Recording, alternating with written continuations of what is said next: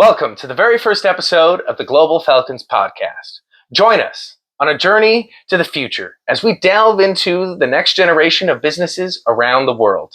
I'm your host, Andrew L.G. Hunter. And I'm your other host, Angela Hunter. And we are bringing you the stories of the week. How very exciting. Yes. What are the stories of the week this week, Angela?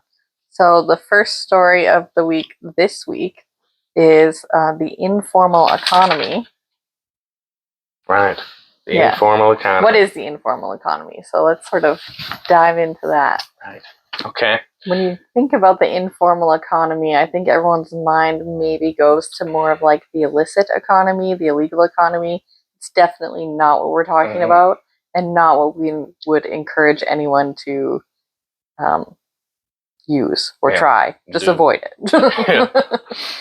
So this would be more of street merchants, clothes, food, handcrafted items, things like that. A lot of cities nowadays, they have these points of contact for these kind of businesses. In Saskatoon, it's the local gathering, I think they call it. Yeah, the gather market. The gather market, exactly.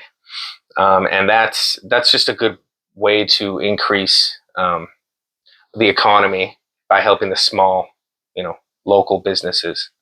Yeah, and interestingly enough, 60% of sort of developing countries, the informal economy is their main economy. So like when we travel a lot, you see people on the beaches selling things, even fishermen out there catching fish and lobster, and you can buy it right there on the beach and they'll cook it for you. Yeah.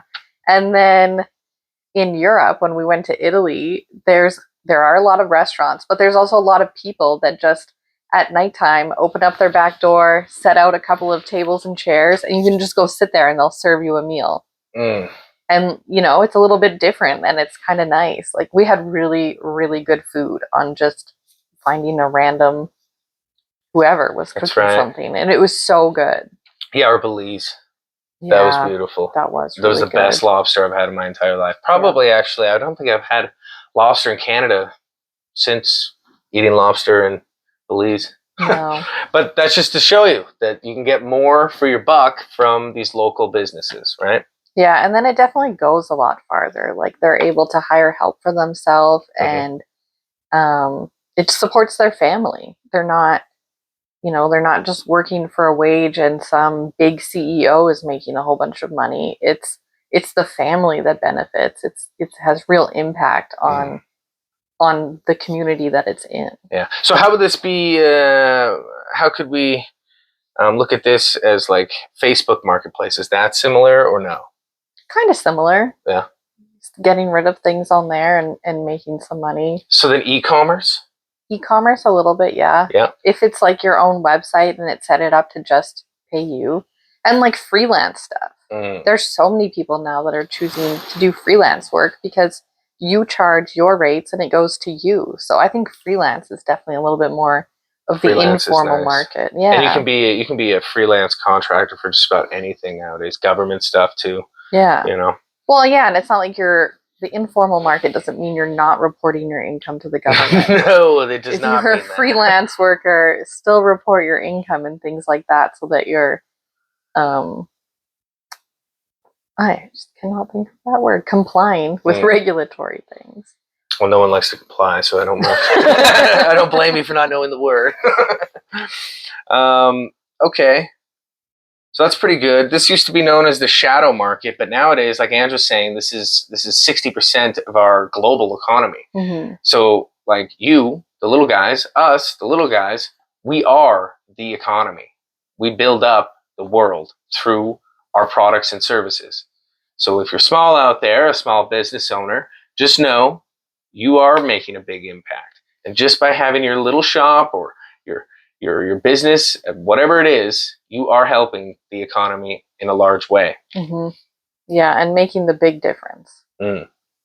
So our second topic here is sustainable space exploration. This one, very so exciting. Fun. Yeah. I'm excited for space tourism. I know that's, I mean, it's not as far away as we would think it is, but still a little bit further away than the now. But I am very excited for it. Yeah, it's more than a billionaire's headliner, for sure. Weather forecasting is huge. The Climate Action Initiative by 2030. All of this happens from space, like our learning, right, of how to make an impact in the Climate Action Initiative. It wasn't long ago that we didn't really understand our weather patterns, right? And then with having our satellites up in space, we can understand exactly how weather moves around and how that impacts each city. Mm-hmm. Yeah, they were actually even using the satellites to monitor like water flow and things like that, like water when the rivers are draining or when it's a little bit more drought, and then you can sort of anticipate, or if it's a wetter season, you can anticipate more bugs and things like that, which brings more disease that they carry. And so you could see that there might be an influx and then be more prepared medically. So they're using it like that, which is, I think, what they're talking about. And who's sustainable? So SpaceX, NASA, European Space Agency, India's Space Agency, France, Italy, Canada. Yeah. We all have a space agency, and we all have a part to play in this. Yeah. So each country is coming together and passing data back and forth to each other from things that they're collecting, right? So it's all building up one giant ecosystem and essentially a new economy, which is very exciting as well. And with saying that, this enables telebanking. So if you know anything about cryptocurrency or blockchain, this would be enabling that in a larger way. And that's very exciting. Yeah, like the blockchain's going to hit everything. Or, well, I guess sort of like SpaceX, but Starlink, the satellites, they're connecting people and bringing internet to like remote locations that didn't have it before. Northern Saskatchewan is huge. Like, we're from Saskatchewan, so Northern Saskatchewan not being connected is a big thing. And so being able to bring that connectivity to them, and then you can access medical services when you couldn't before. You can access just better 911 services because you're able to connect better. And then, so that's the positive side of the satellites. The sort of negative side is there are so many, and right now we don't have a great way of recycling them or fixing them in low Earth orbit. So I think the sustainability portion of this is all of these space agencies that the different countries have, along with the private space agencies, working together to come up with these ideas. Like SpaceX is developing a rocket that can land on re-entry instead of just falling into the ocean or whatever it is and then being scrapped. Like, being able to reuse these things is going to be huge moving forward, because we really need to be conscious of all of this waste that we're creating. You know, but it is interesting. Yes, there's a bunch of waste up there, but if you think about it, wouldn't that actually kind of help our global warming? If there's a bunch of debris around Earth, wouldn't that deflect the sun more? I'm not sure. Maybe, but then it also, like, at some point, gravity is going to take over. Trash is never a good thing. I just want to say that. I'm just saying, like, would there be any benefit for it happening there? Like, oops, this happened, but what are some positives? There could be a positive, definitely. Maybe. But if the solar system hits it, you know, the solar rays, and when we get those, like, flashes and things that cause the northern lights, that could probably send the debris back down to Earth in an uncontrolled way. And with the radiation hitting them, the radiation would be absorbed into each piece of trash, and then it drops on the ground. Maybe some kid goes, picks it up. Not very great. Yeah, so we definitely have a long way to go in that area, but I do think that there are a lot of companies out there that are, like SpaceX, working on things like that. I'm not sure exactly, like Blue Origin and Virgin, like, I don't know what their sustainability thing is, but other great companies I think their main goal is to, like, the space tourism. Space tourism and being able to basically space mine.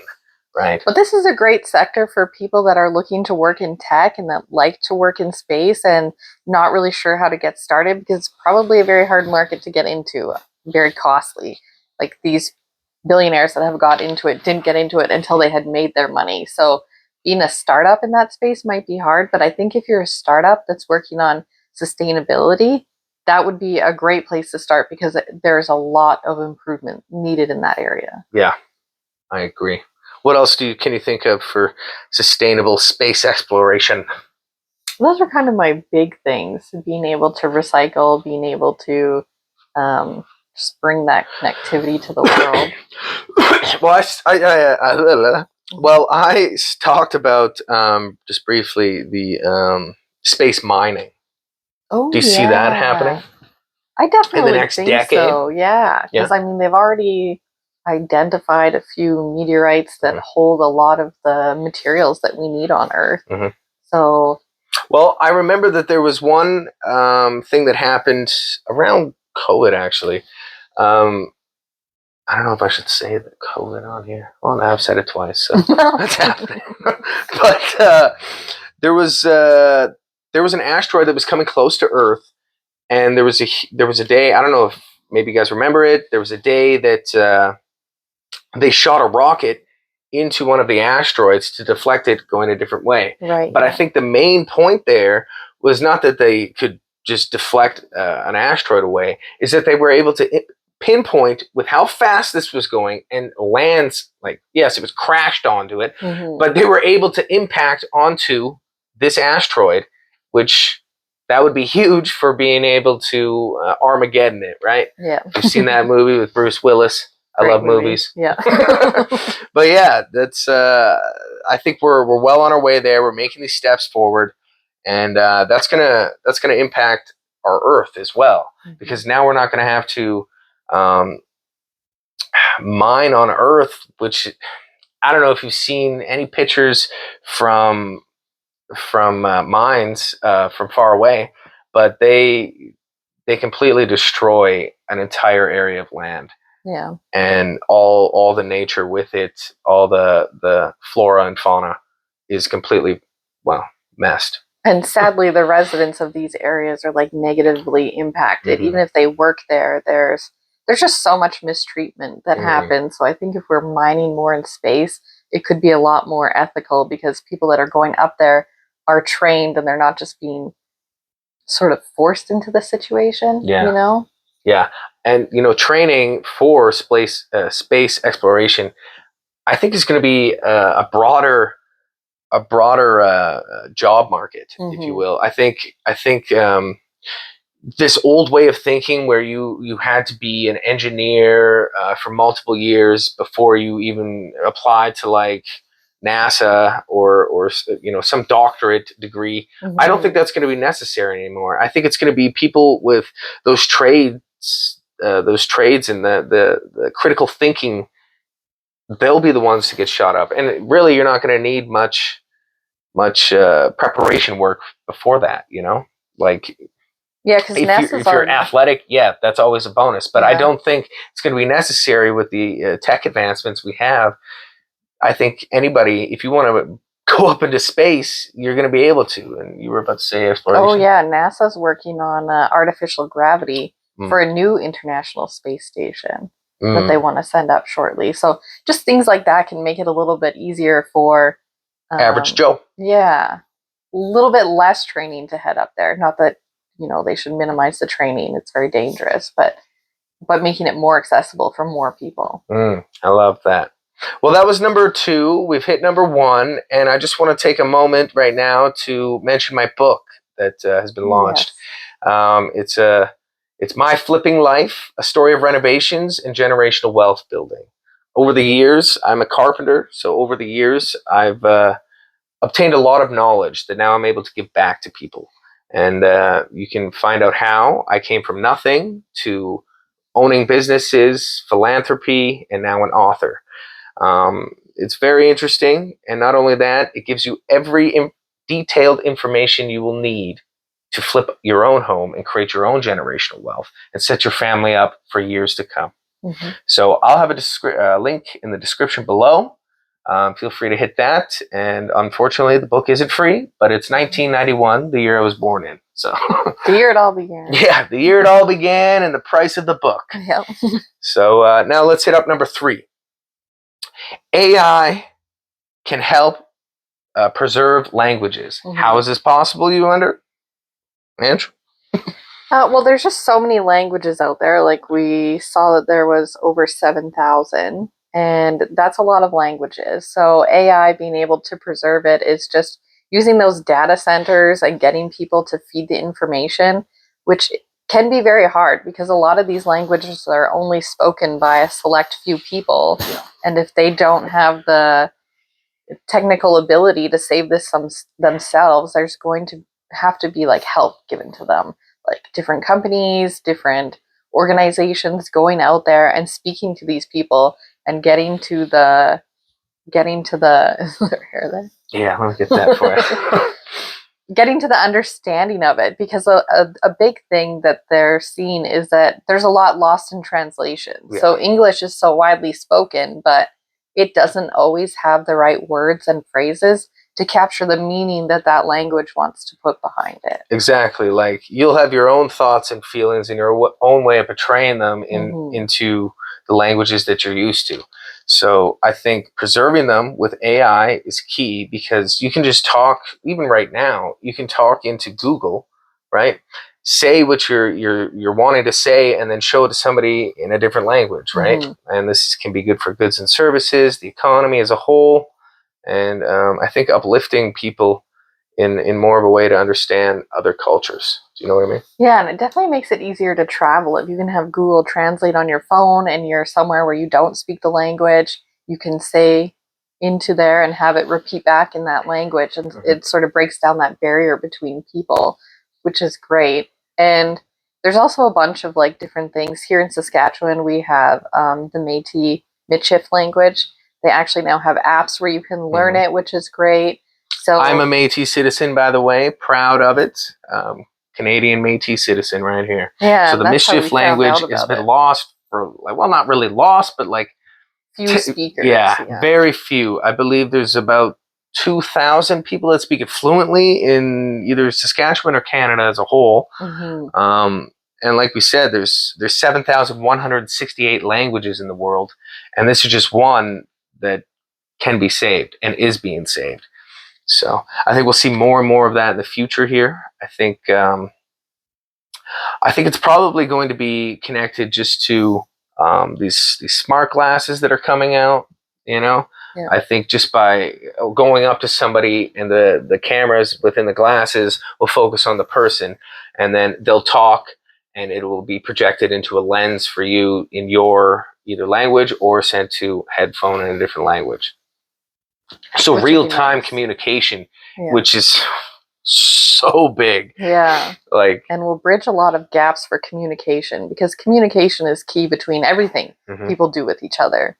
We're communicating right now to hopefully a mass group of people through technology, and AI can just only help with that, hopefully. Yeah, because right now, without AI, we're losing every 40 days, one language is lost. Okay.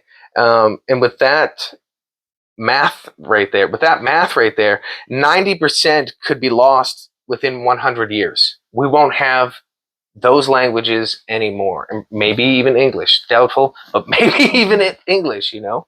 So having this AI to do real-time communication between people, I think will, like you said, it's going to bridge a lot of gaps. It's going to create a faster economy because people aren't going to have to be, looking up each word, like what did this person mean, or the translations being, cut up in different ways that don't really make sense.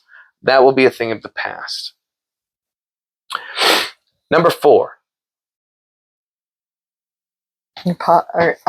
Were you introducing? Oh, sorry. Or are we done? Are we done? Number 3, AI. Okay. Yeah. If there's anything you guys can think of, please throw it in the description below. I'd love to know more. And that goes with anything we say. Yeah. Let us know your thoughts, because you're important as well. I mean, that's why we're talking to you. That's right.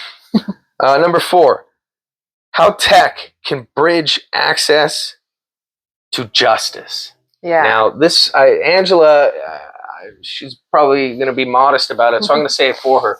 Angela has worked very hard the last 8 to, probably 15 years, really. She's gone to business college. She's learned how to be a legal assistant, And she's worked in the legal field for many, many years. She went up to a paralegal, and then she went back to school to become a lawyer. And now she is a successful lawyer, and here teaching you guys. Yeah, so I'm an art clean student right now, so I'll be a full lawyer next year, which I'm very excited about. But like I do get to practice law right now. 6 months from now. So technology bridging access to justice gaps, like one of the things is the Starlink satellites. Like I said earlier, Northern Saskatchewan has a large Indigenous population, and they have been just like adversely impacted with the technology imbalances, I guess I would call it, which really is an access to justice thing. There aren't very many lawyers that go up there because it's difficult terrain, that it's very low population, and the economy is a lot smaller up there. And so there isn't as much there to offer. So having technology brought in is a huge access to justice thing, because then they're able to phone, they're able to do Zoom calls, which is now huge. There's so many legal things that are just done over Zoom nowadays, which I love. It's so great because we get really bad weather here sometimes. And if you have a meeting an hour away and the roads are impassable, you just log on to your Zoom and you can still have that meeting and you can still be present and things can still happen. So access to justice and technology really go hand in hand. And then another thing for justice is the information imbalance. Like lawyers typically for hundreds of years have kept that information to themselves because that's how they make their money. And now we're seeing that it's not a great business model. People are negatively impacted. Justice isn't being served correctly. So sort of on a dish cold. Stupid joke.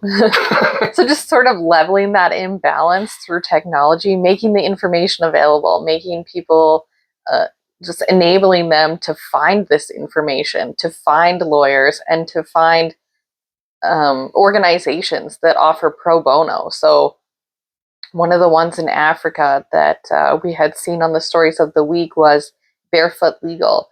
And it's sort of a movement that helps bring technology, even just delivering smartphones to areas that don't have that. And that right there is access to justice. You're able to call someone. You're able to email. You're able to look things up online. And I like that it's starting with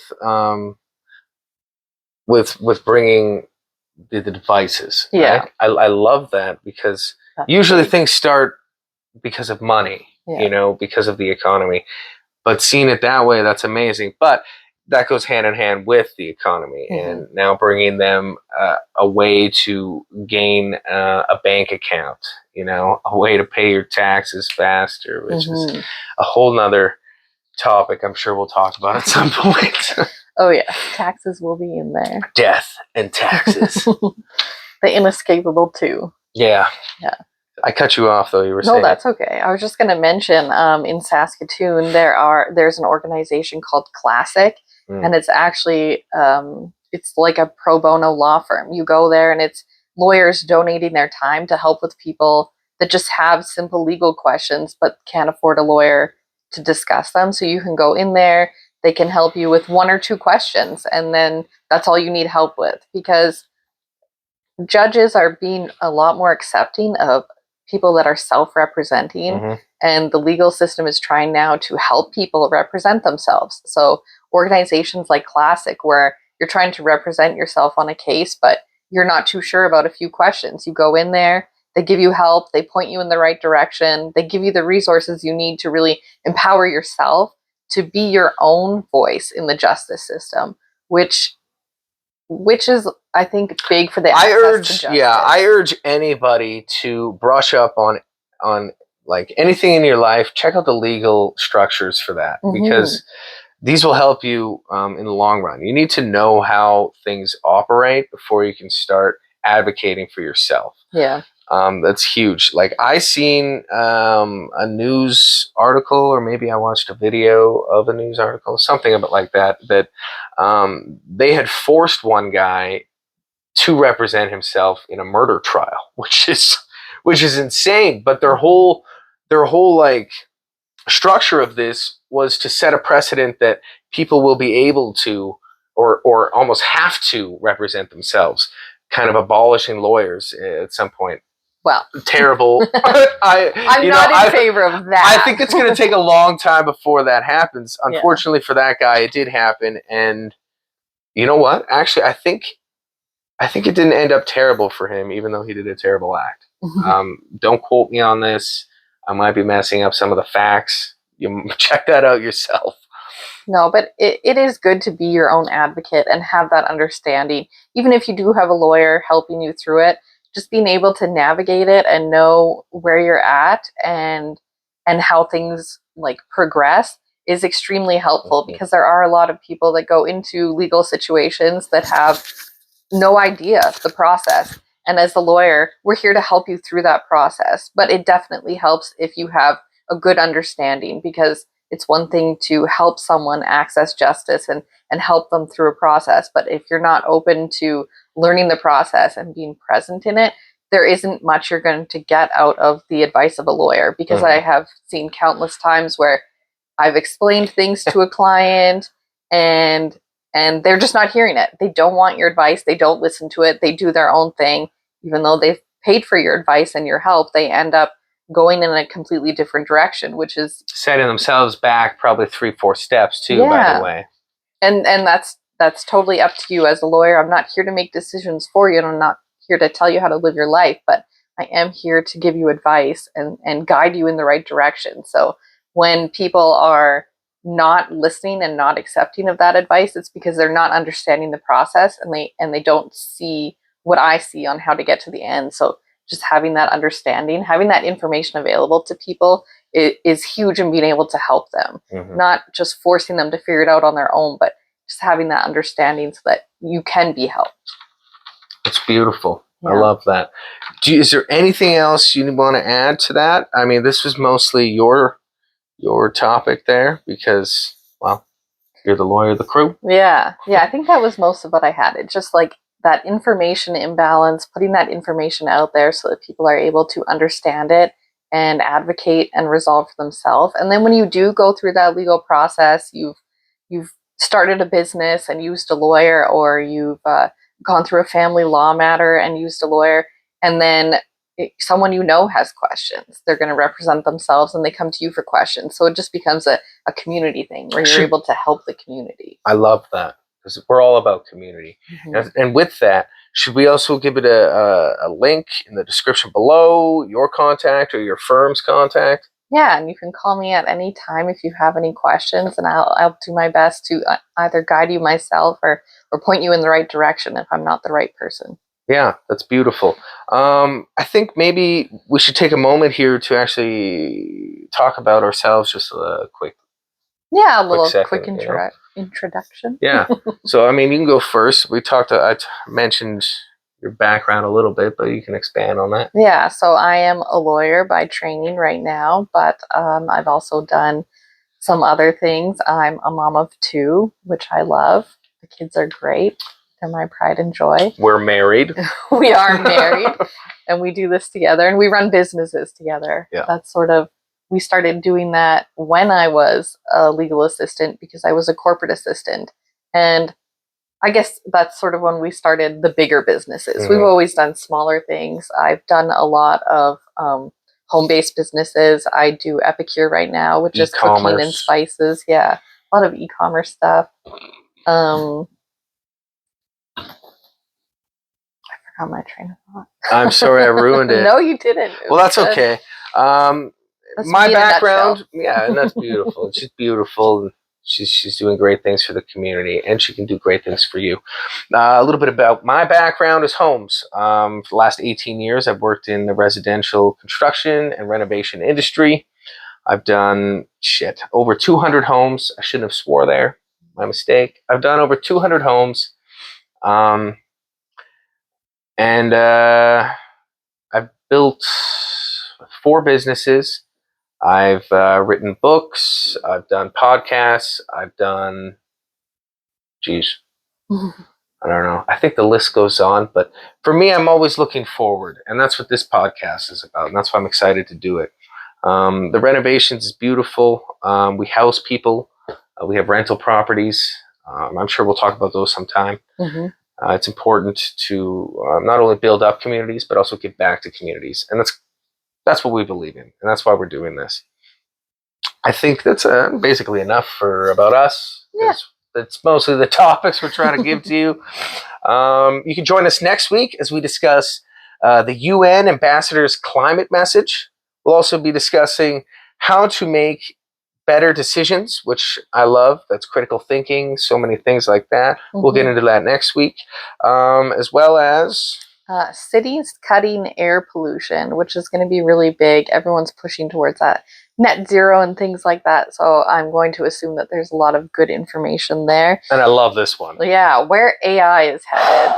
It's just been moving so fast since we got it. So where it's headed, I'm sure we can't even fathom right now, but there's going to be so many great ideas. So we'll speculate on that next week. Yeah. Because and we'll have some real facts and real businesses that are out there changing the world with AI. I'm very excited for anything AI. I get really jacked up about talking about it. Like, we're big into science fiction. Yeah. So with AI and space exploration, I mean, that's hitting all the feels for us. Yeah. We're moving into an exciting direction, and we're very, very excited about that. Yeah. Okay, well, this has been the Global Falcons Podcast. Thanks for tuning in.